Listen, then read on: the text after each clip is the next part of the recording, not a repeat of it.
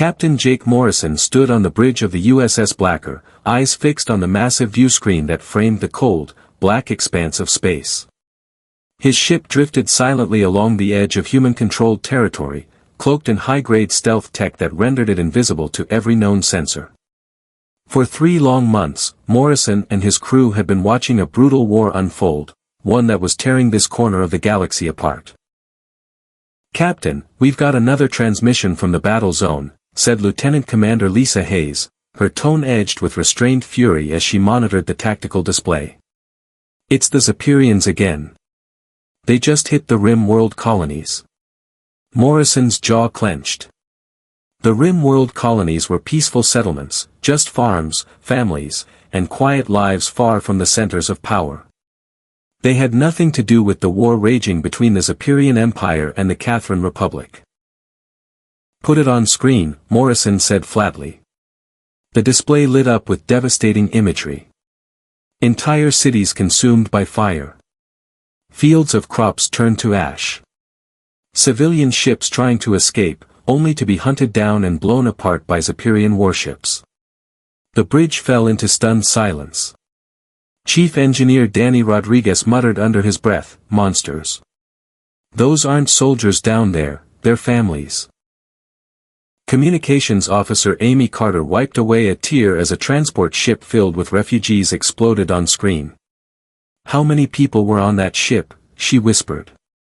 Hayes checked the sensors. 2,000. Men, women, children. All gone. Just caught in the middle of someone else's war. Morrison had seen enough. "Turn it off." The view screen went dark again, but the images remained etched in every crewmember's mind. For 2 years this war had been grinding onward, and each passing month only brought more destruction, more pain. The Xaperians and Calthrans despised each other so much they were willing to annihilate entire planets just to deny them to their enemies. "Sir," Carter called again, "incoming transmission from Earth Command. It's Admiral Karen Phillips. Priority 1. Put her through." The screen blinked and the tired, lined face of Admiral Phillips appeared. She was older now, her gray hair pulled tightly back, but it wasn't age that made her look weary, it was the weight of leadership in wartime. "Captain Morrison," she began without pleasantries, "I'm afraid I've got bad news." "I figured," Morrison replied. "The diplomatic talks failed." Phillips sighed, her voice heavier than usual. "Completely. Ambassador Chen did everything he could. Neither side will even sit down at the same table. The Xaperians called us weak insects who shouldn't meddle in affairs of consequence. The Calthrans said nearly the same thing. And our offer to help the refugees? Rejected. Flat out. Both empires made it clear, any human ship in their space will be destroyed on sight. They don't want our help. They don't even want us in the conversation." Morrison's expression hardened, but he said nothing. He knew what was coming next. "And that's not even the worst part," Phillips added. A chill ran down Morrison's spine. "What is it?" "They've started targeting our shipping lanes," she said, her voice growing sharp. 3 of our vessels were destroyed yesterday. The aliens claim they were supplying their enemies. They weren't. Hayes asked from her console. Phillips shook her head. "No. One was carrying food to a frontier colony. Another had medical equipment. The third was the Mercy." The bridge fell completely silent. The Mercy was a medical ship. Well known across human space. Its crew consisted of doctors and nurses, and it traveled from colony to colony offering care where it was needed most. "How many casualties?" Hayes asked, almost afraid to hear the answer. 847, Phillips replied. Including every crew member aboard the Mercy. They were en route to New Boston with supplies for sick children. Rodriguez slammed his fist against his console. They murdered medics. They killed people who were trying to save kids. Morrison forced his voice to stay calm. "What are our orders, Admiral. She leaned forward, eyes locked onto Morrison's.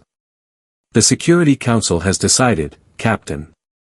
We tried everything, neutrality, diplomacy, humanitarian aid. All of it rejected. Both empires now treat us like we're an obstacle to be removed. She paused.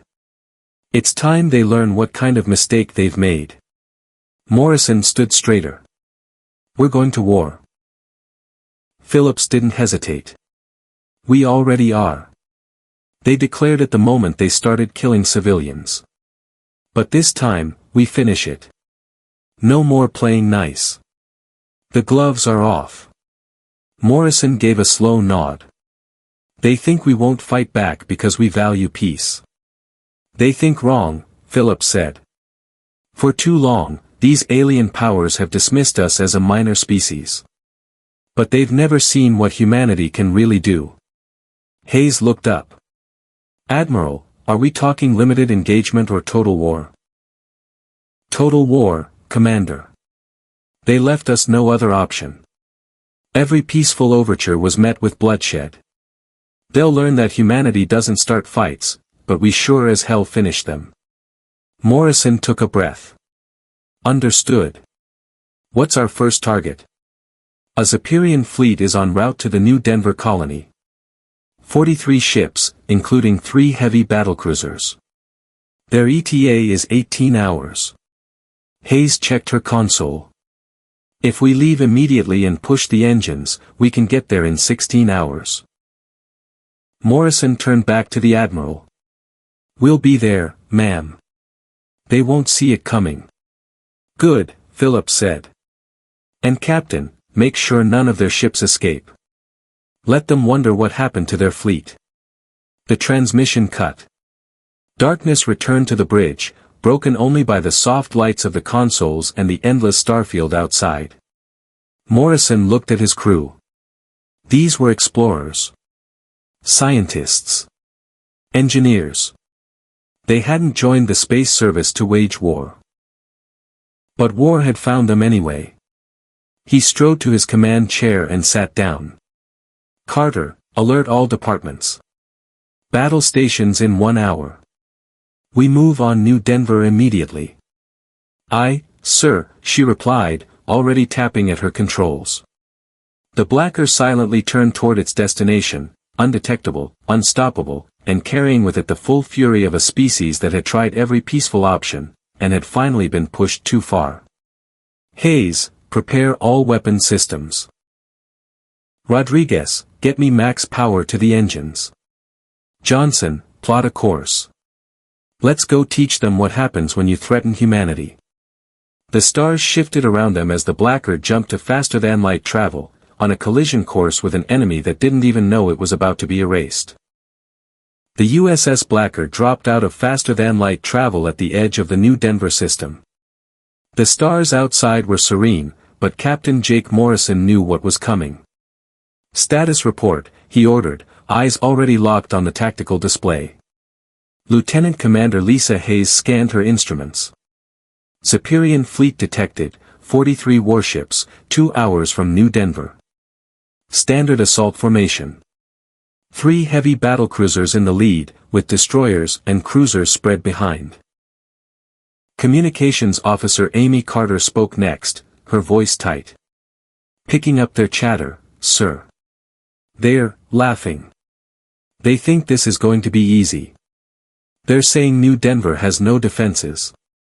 They were right, technically. New Denver was a colony of farmers, 50,000 people who'd moved there to build quiet lives growing food for the other human worlds. No military presence. No planetary defense grid. Just families. Morrison's expression darkened.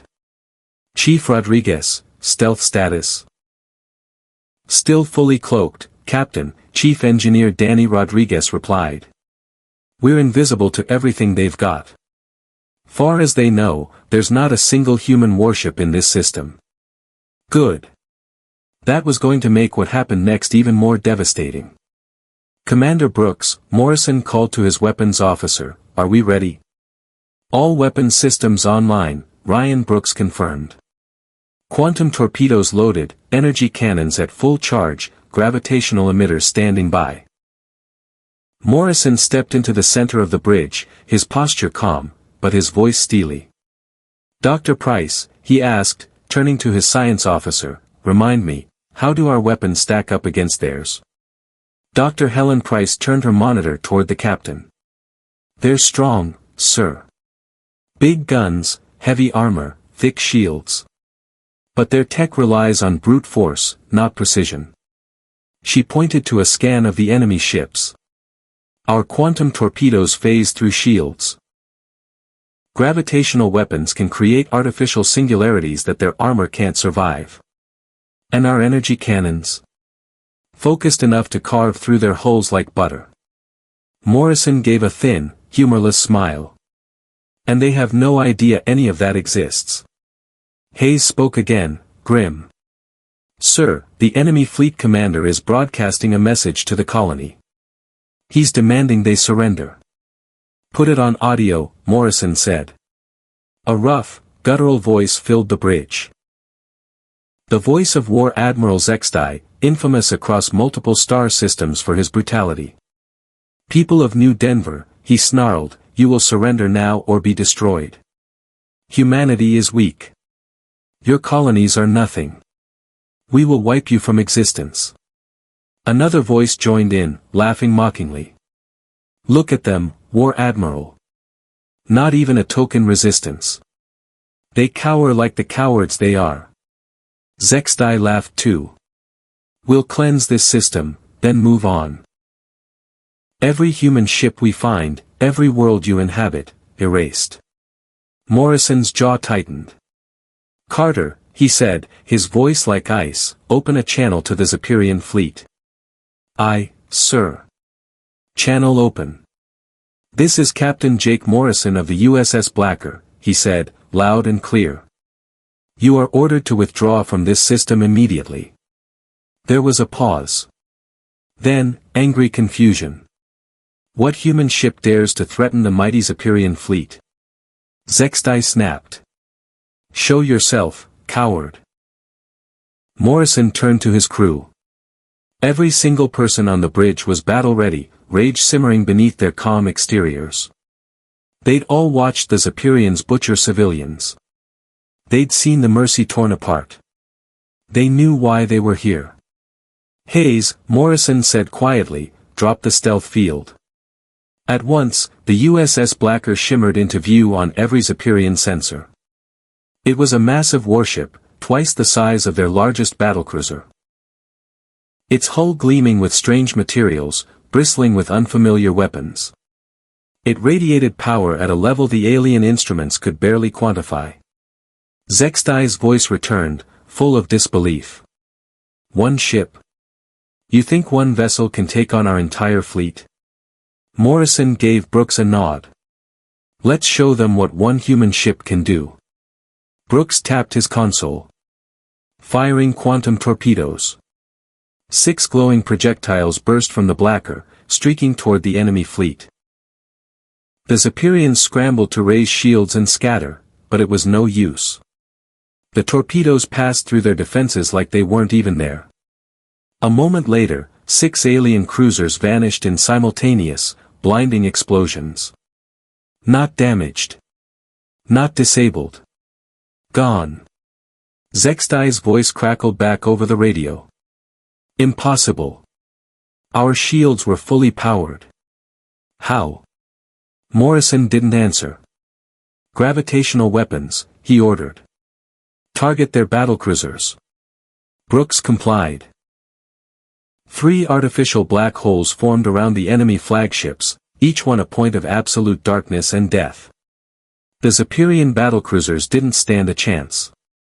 Their armor buckled and collapsed.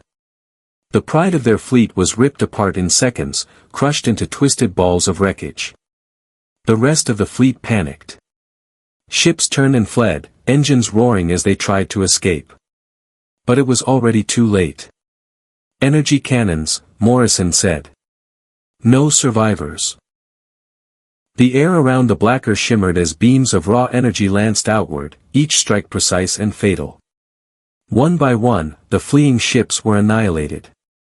Explosions dotted the starfield like fireworks. In under 10 minutes, 43 alien warships had been reduced to floating debris. Only one remained, Zexdai's command ship. Carter frowned. "Sir, they're trying to transmit a message back to their home fleet." "Jam it," Morrison said. "And open a channel." The alien admiral's face appeared on screen, twisted with rage and fear. "This can't be happening. You're just humans. You're weak." "No," Morrison said coolly. "You thought we were weak. Because we prefer peace. Because we try to avoid conflict." He stepped closer to the screen. "But we warned you. We asked for peace. We begged you to stop targeting our civilians. And you laughed." Zexdai's voice shook. You can't." "We can," Morrison interrupted. "And we will." He nodded to Brooks. The last Superior ship vanished in a burst of fire and light. Silence returned to the bridge. "Rodriguez," Morrison said, "use gravitational emitters to scatter the debris. Make it look like engine failure. I want this to look like a random disaster." "Aye, Captain. Already working on it." Let them wonder, Morrison thought. Let them fear the unknown. Sometimes, that's more powerful than a named enemy. Hayes looked up. "Captain, what's our next move?" Morrison turned toward the stars beyond the view screen. The Superians had learned their lesson the hard way. Now it was time for the other side of this war to meet humanity's wrath. "Set a course for the Calthran system of Vorak Prime," he said. "Time they found out who's been cleaning up their mess." 2 weeks had passed since the annihilation of War Admiral Zexdai's fleet at New Denver. In that time, the USS Blackar had become a phantom, a shadow slipping through space, silently erasing Superior and Calthran fleets alike. Every time one of their battle groups moved toward a human colony, it vanished. No distress signals. No survivors. Just silence. Now, Captain Jake Morrison stood once again on his bridge, staring at the tactical map of the Vorak Prime system. The Calthran military's beating heart. Dozens of warships filled the space around the planet, more than Morrison had ever seen in one place. "Captain, we're picking up massive fleet activity in the system," said Lieutenant Commander Hayes. "Over 60 Calthran ships orbiting their command station. But there's something else." Morrison raised an eyebrow. "Go on." "There's a Superior fleet here too," she said. 37 ships. Looks like, for the first time, they're working together. Morrison's jaw tightened. That was new. The two alien empires had spent years trying to wipe each other out. If they were finally cooperating, that meant they were scared. Very scared. Communications Officer Amy Carter chimed in, her fingers dancing across her console. "Sir, I'm picking up chatter. They're talking about the ghost ship. That someone, is systematically destroying both their fleets." Morrison allowed himself a small, grim smile. That ghost was them. The Blackar. The spearhead of humanity's quiet fury. "Dr. Price," Morrison said, "status of our new systems." Dr. Helen Price looked up, eyes gleaming. "Dimensional phase drive is operating flawlessly, sir. To their sensors, we don't just vanish, we show up in multiple places at once. Their targeting systems don't know where to look." Rodriguez added from his engineering station, grinning, "And we're locked and loaded. Every new system we installed is online. We're ready to bring the thunder." Morrison turned to his navigation officer. "Johnson, position us right between both fleets." There was a beat of silence on the bridge. "Sir," Johnson said slowly, "that'll place us in the center of nearly 100 enemy warships." "I'm aware," Morrison said calmly. "Take us in." The USS Blackar advanced into the heart of the system, still cloaked, still invisible. Around them, the alien armadas floated, waiting, unknowingly surrounding their doom. "Carter," Morrison said, "open a wideband channel. Let's say hello." A moment later, Morrison's voice echoed into the void, broadcast to every ship in both fleets. "This is Captain Jake Morrison of the USS Blackar. I'm addressing the commanders of the Xaperian and Caltheran fleets." Silence stretched. Then a voice crackled through the comms, deep and full of contempt. "This is Admiral Kethmore of the Caltheran Battle Group. Reveal yourself, human. You dare enter our space with one ship?"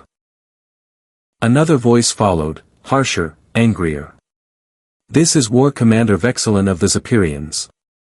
You think your vessel can challenge the might of two empires?" Morrison didn't flinch.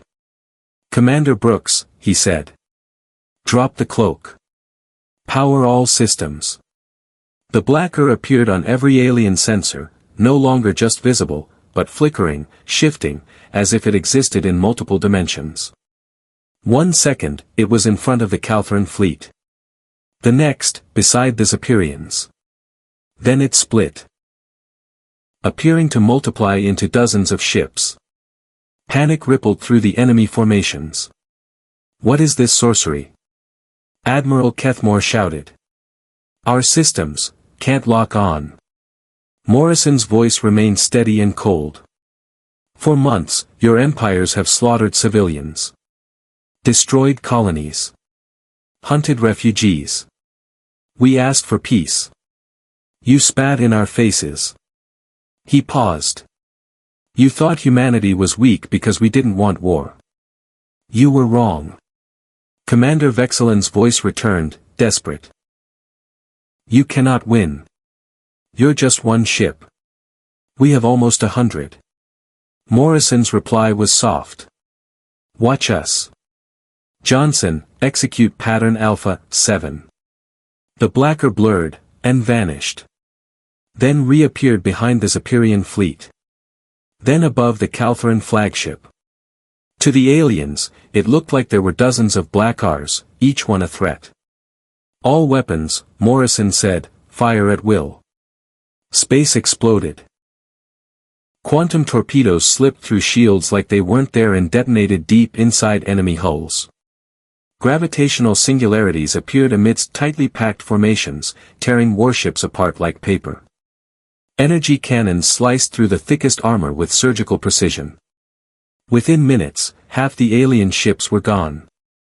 "They're retreating," Hayes reported. "The survivors are trying to escape."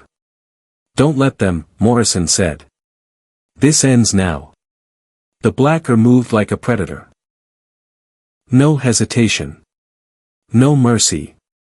Every time an enemy ship tried to flee, it was destroyed before it could even jump to light speed. Then came the inevitable. A transmission, trembling with fear. "We surrender." It was Vexilon. "Please. We surrender." Morrison didn't answer. Another voice followed. "Admiral Kethmore. Captain Morrison, surely you don't want genocide. We're ready to talk. Please, we can negotiate." Morrison held up a hand. "Carter, pause the attack." She nodded. "Weapons on standby." "All right, Admiral," Morrison said. "Here are your terms." Silence followed. No laughter this time. "You will cease all attacks on human colonies, immediately. You will pull your fleets back from the border. You will compensate us for every ship and every life you destroyed. And you will submit your military forces to oversight by the Human Confederation for a minimum of 5 years. Vexilon protested. "That's outrageous. You expect us to hand over control of our military?" Morrison's eyes narrowed. "No. I expect you to earn the right to rebuild your civilization. You've shown what you do with power. Now you'll learn what it means to have none." When neither side answered, Morrison gave a simple order: resume firing. Alien ships vanished in bursts of light. Within moments, only a handful remained. Stop!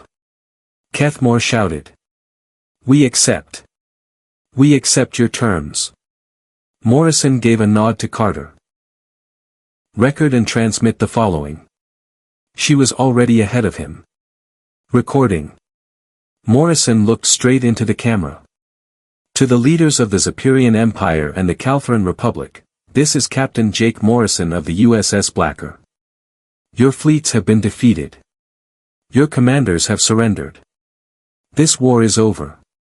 The camera panned briefly to the battlefield, hundreds of shattered alien warships, floating silently in space. For too long, you believed humanity was too small to matter. Too peaceful to fight. Too weak to stand. You were wrong. His expression turned cold. We don't start wars. But we finish them. Carter ended the recording and began broadcasting it across both empires' communication networks. As the wreckage of once mighty fleets drifted through space, Morrison sat back in his command chair. Hayes was already scanning new signals. Sir, transmissions from both alien home worlds, she said. Emergency meetings. They're panicking. Good, Morrison replied. Johnson, he said, eyes on the stars ahead, set course for Earth. Time to report in. And silently, the USS Blackar turned and slipped into the void once more.